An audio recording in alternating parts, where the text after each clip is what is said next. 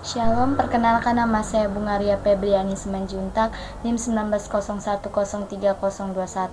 mahasiswa dari Institut Agama Kristen Negeri Tarutung, Prodi Pendidikan Kristen Anak Usia Dini, Grup A, semester 5. Baiklah, di sini saya akan menjelaskan suatu pembelajaran terapi untuk anak berkebutuhan khusus. Berikut penjelasannya. Baiklah, di sini saya akan menjelaskan apa itu pengertian dari tunawicara. Penyandang tunawicara adalah seseorang yang memiliki keterlambatan dalam berkomunikasi, bahkan dalam mendengar. Biasanya, anak yang memiliki penyandang tunawicara ini berkomunikasinya melalui simbol-simbol tertentu. Penyandang disabilitas wicara ini juga belum tentu anak yang mengalami tuli, namun sebagian dari mereka dapat mendengar dan tidak memiliki organ yang berfungsi untuk mengeluarkan suatu suara. Adapun beberapa pengertian tunawicara menurut para ahli.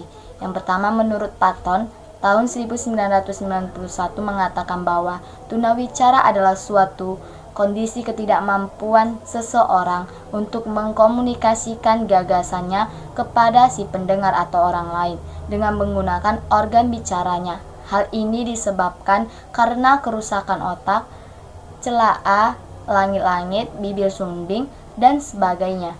Dan yang kedua, menurut Fauzia tahun 2012 yang mengatakan bahwa tunawicara adalah suatu hambatan di dalam komunikasi verbal berupa gangguan atau kerusakan pada suara, artikulasi berbicara, dan kelancaran berbicara. Penyebab tunawicara ini antara lain terjadinya karena faktor genetik dan penyakit tetanus yang menyerang bayi pada saat lahir.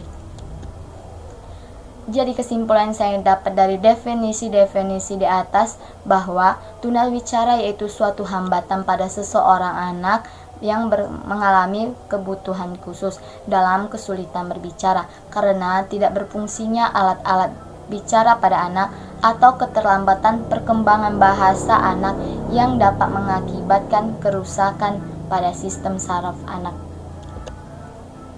Adapun beberapa faktor penyebab anak tunawicara antara lain.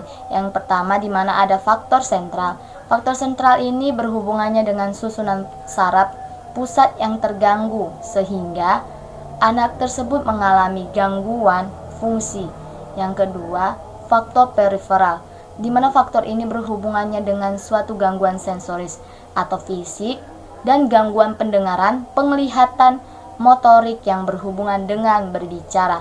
Yang ketiga, faktor lingkungan dan emosional. Faktor tersebut berpengaruh terhadap tumbuh kembang pada suatu anak dengan kelainan tunawicara karena di mana faktor lingkungan fisik dan psikologis antara lain sebagai penelantaran, penganiayaan, dan masalah perkembangan perilaku dan emosi pada anak. Adapun karakteristik anak tunawicara yaitu yang pertama, terjadinya pada anak-anak yang lahir prematur. Yang kedua, kemungkinan 4 kali pada anak yang belum berjalan pada usia 18. Yang ketiga, belum bisa berbicara dalam bentuk kalimat pada usia 2 tahun.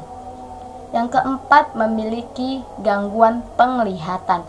Yang kelima, kurang bisa menyesuaikan diri dari segi perilakunya, bahkan juga sulit membaca, dan karakteristik ini banyak terjadinya pada anak laki-laki.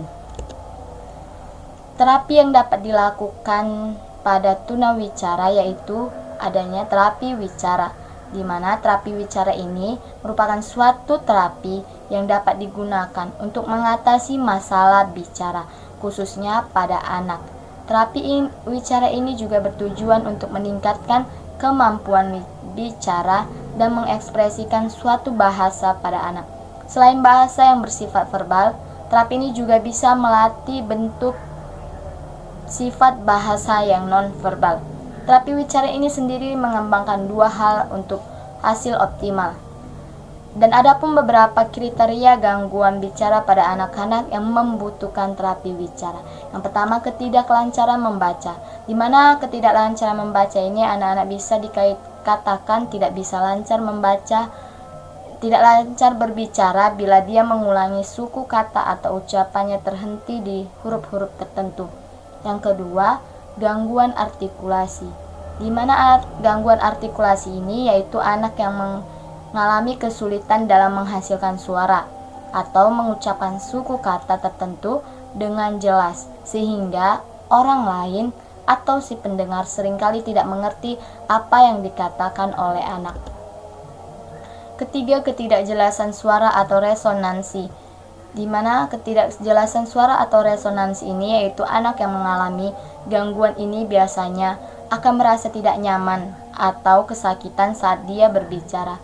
Anak yang memiliki suara atau resonansi yang tidak jelas juga berbicara dengan volume cenderung mengecil dan suara yang dikeluarkannya tidak terlalu jelas.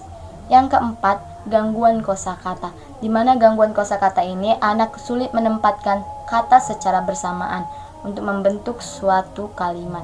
Hal ini disebabkan oleh karenanya kurangnya jumlah kosakata yang diketahui anak atau ketidakmampuan anak dalam menempatkan kata-kata secara tepat dalam pembicaraan. Yang kelima, kesulitan memahami atau mengolah bahasa. Terapi wicara ini bisa membantu anak-anak yang sulit memahami perkataan atau pembicaraan orang lain, atau pula juga bisa jadi perintah sederhana. Berikut cara menerapkan terapi wicara pada anak berkebutuhan khusus. Selamat pagi, Seren. Iya, sini ibu kita akan mengajar mengenai makan. Seren tahu ini sedang apa?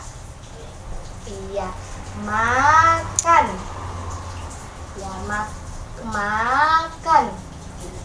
Iya, gambar selanjutnya yaitu ada gambar berdoa. Iya, bagaimana berdoa, Seren? Iya, gambar selanjutnya ada minum. Minum. Iya, selanjutnya Seren tahu ini gambar apa? Iya, berlari. Iya, berlari. Nah, sekarang ibu ada ini, Seren tahu apa? Iya, permen. Permen rasanya iya manis. Baik, terima kasih, Seren. Baiklah, sekian dari penjelasan saya mengenai terapi wicara untuk anak berkebutuhan khusus dan alat peraganya. Sekian dari saya, terima kasih, shalom.